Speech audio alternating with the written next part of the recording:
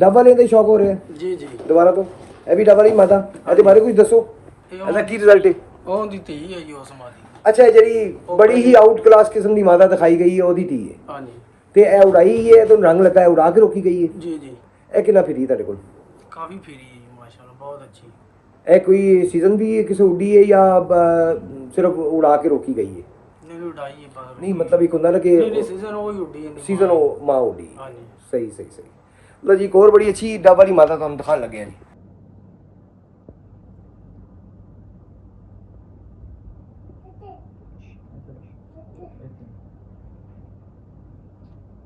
जी दूसरी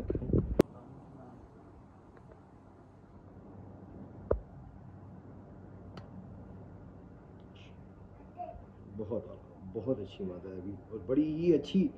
अपनी ब्रीड के करीब है माशाल्लाह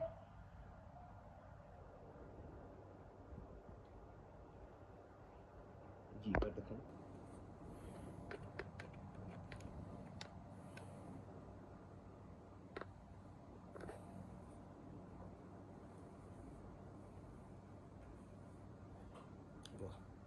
यार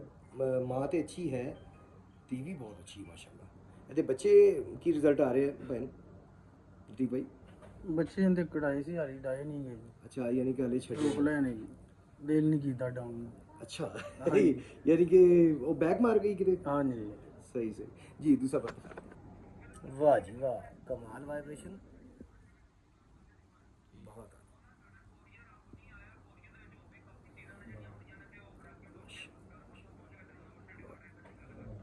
जी तुम दिखाना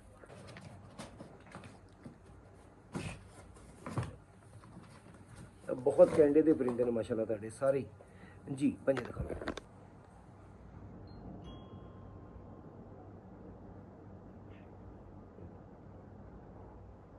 जी बंदर दिखाओ